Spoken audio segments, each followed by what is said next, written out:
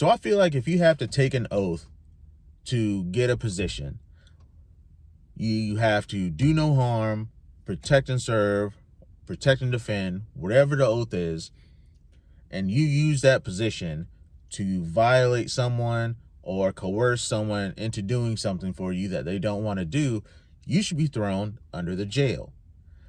And I'm making this video. I know social media, well, they hop, skip, and jump. A lot of people have already forgotten about this. This debuted on all forms of social media, Instagram, X, Meta. You can even find it on Google. I just don't want it to slip through the cracks. And personally, I have a few questions. The biggest question being, why is this man not locked up? David Dieudonné of Blytheville, Arkansas, had his medical license suspended in October because of having relations with a patient. Now, mind you, that's only one of the stories. And mind you, again, this is not his first time having his license suspended. His license was also suspended in 2017 because there were reports, well, multiple reports, that he was giving out way too much medication, but those charges were dismissed because they apparently couldn't find any proof. Now, as for why his license got suspended this time, there's two different narratives. The first didn't really go in depth. It just said that he had relations with a patient who was also an employee, and that's why his license got suspended. Thank you for joining us tonight. I'm Diana Davis. The Arkansas State Medical Board has suspended the license of Dr. David Dieudonné following allegations he engaged in sexual contact and relations with a patient. Our Griffin Broussard joins us in the studio with more details. And Griffin, what's the latest? Yeah, Diana, this is just another episode of the long saga of Dr. David Dieudonné, and this time it's for different reasons. Just yesterday, the Arkansas State Medical Board issued an emergency order of suspension to Dr. Dieudonné in reference to a complaint they received on July 17th. The complaint claiming, quote, Dieudonné engaged in sexual contact with his staff, who are also his patients, and sexually harassed these same individuals, end quote. This is the second time Dieudonné's license has been suspended. In 2017, his license was suspended for over-prescribing an excessive amount of drugs to his patients on multiple different occasions. Dieudonné entered into a deferred prosecution agreement then with the Missouri Board of Narcotics and Dangerous Drugs, where that board would not prosecute for 36 months. The charges were later dismissed after the board found no proof of those allegations. The Arkansas State Medical Board will hold a hearing on December 6th to determine if Dr. Dieudonné has violated the Medical Practices Act. The board could then move to suspend or revoke his license to practice in the state of Arkansas.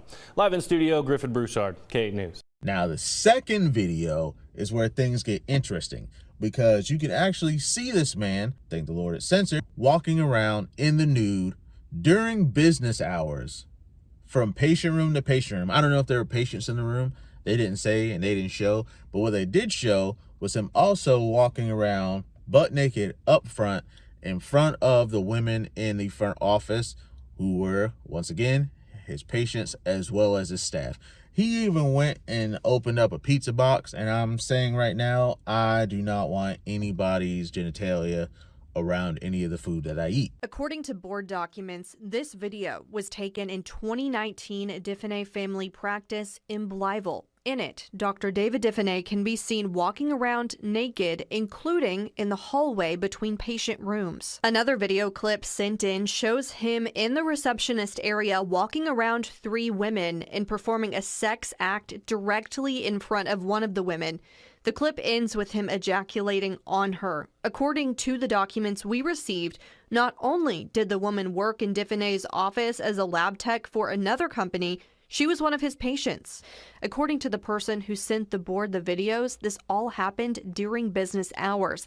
They also claimed Dieudonné used his, quote, position of power, sexual grooming, salary increases to groom employees and patients into repulsive acts. At least one person agrees. Dr. Bradley Diner with the Arkansas Medical Foundation wrote, quote, the pervasive behavior leads to concerns about a sexual compulsive disorder of paraphilia, which may in fact cross boundaries with his delivery of medical medical care. An investigator with the Arkansas Department of Health interviewed Dr. Diffeney in September. According to the report from that interview, Dr. Diffeney was informed there were video clips of his actions.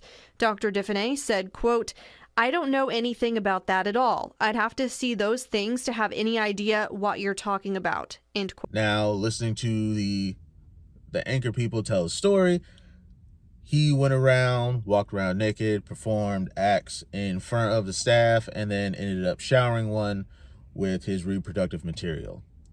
I looked up some of the laws about Arkansas and concerning SA, obscenity, and indecent exposure, and I believe that he violated all three statutes, across the board. The kicker is that video is from 2019, and it wasn't complained about until July of 2024.